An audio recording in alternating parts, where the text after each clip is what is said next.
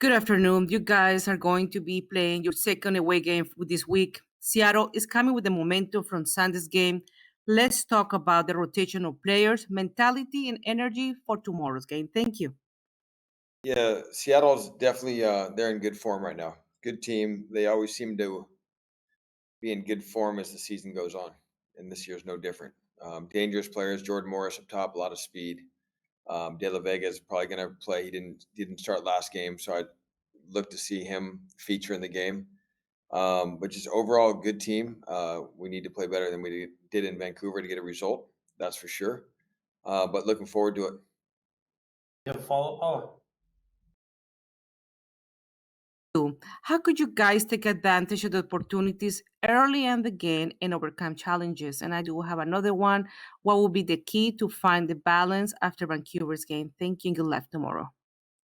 Yeah, we want to start on the front foot. We want to create chances. I think if you look at our game away at Salt Lake, um, we had a big chance right at on the kickoff, to be honest, and continue that in the first half.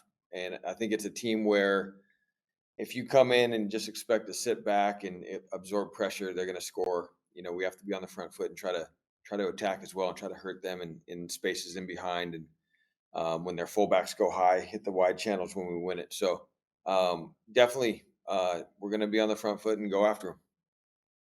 Thank you, Paul. We'll move on to Jamin Moore, Quick Center. Jamin. Hey, Ian, good to talk to you today. David? Trophy looks good behind you as well. It feels like when you started on the front foot in the games that you've been managing the team in those games, like you've been always competitive. You've either won or had good opportunities to be able to win the game. And it feels like though this team, in three or four games now, and particularly the last two games, has come out, slower. And of course, that also impacts the final result. What do you think is the difference that you can tell between the situations where the team does come out, intense, and the games where they seem a little bit more slow to get into the game? Thanks. Yeah, it's definitely, you know, we always plan to come out and try to push the game. You as a coach, that's how I want to coach. I want to be on the front foot. I want to attack. The Minnesota game was frustrating. They did press us pretty high, caught us off guard a little bit, and I don't think in Vancouver, it's they run a lot of these winger progressions, inside to outside runs that made it difficult for us. I felt like we were kind of on the back foot right away.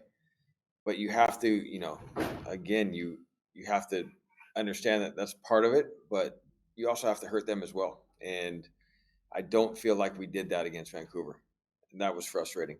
And that can't happen against Seattle. Seattle's a very good team as well. Again, we always try to start fast. So there's never been a game plan where we're like, hey, let's go in and try to absorb pressure. So if that does happen, that's definitely not part of the plan. Yeah, follow up, Jamin. I do. Yeah, it feels like one of the recipes for success in being able to beat the Sounders, including even on their home pitch this season, has been teams that could really win the ball higher and be able to counterattack quickly. It seems like they're a bit susceptible. I was at a LAFC game against them recently where LAFC won 3-0 on nothing but counterattack goals.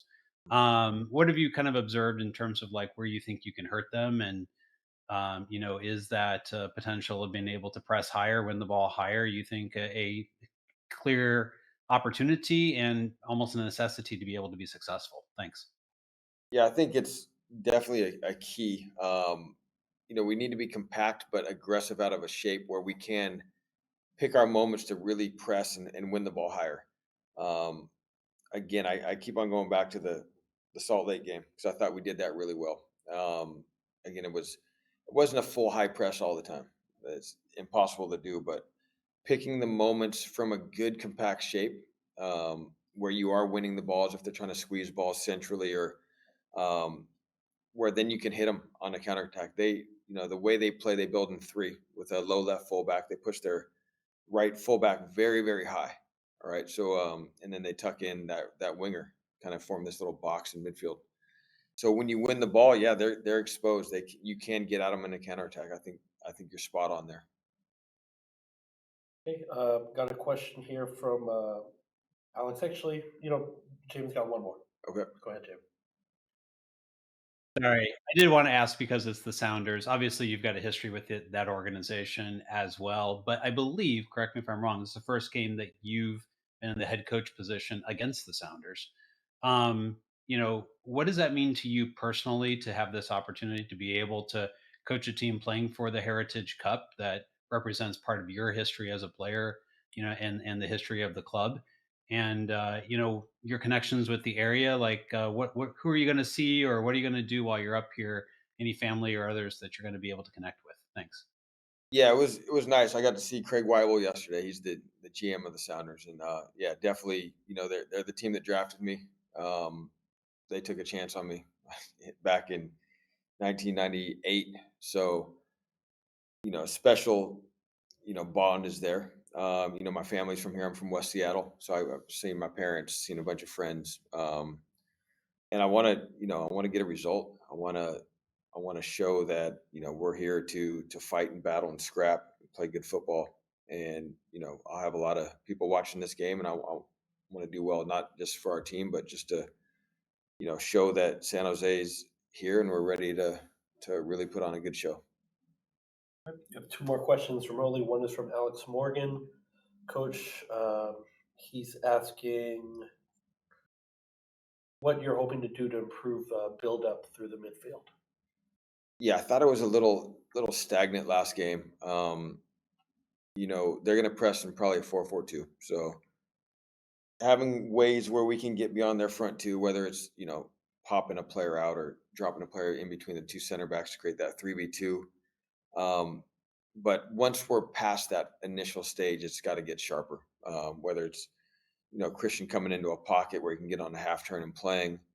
Um, you know, Nico Shakiris is a player that can kind of create trouble for an opponent just from wiggling out of pressure, dribbling out of pressure at times. So we need to destabilize, um, again, narrow up their front two. Maybe it's a center midfielder dropping right in between their two forwards that can narrow them up, and then we can play these balls beyond and get beyond their fullbacks, or sorry, their wingers, and progress that way. So few options that way, but again, it's just got to be quicker, cleaner. Got to move the ball fast and try to get on these half turns so we can play them behind them. Very last question from Max Cordaro, Telemundo. How important is this season, or to finish the season strong before you start thinking about the next one? Yeah, I mean that's been the goal. And again, I thought we were on a really good track after Leagues Cup. We had a good Leagues Cup run, and then we opened our first game against Salt Lake, and again, the last two have been disappointing. So need to get back on track. Tough opponent, but very confident that we can get it done. Okay, this concludes today's midweek media availability. Thank you for joining us. Thanks, guys.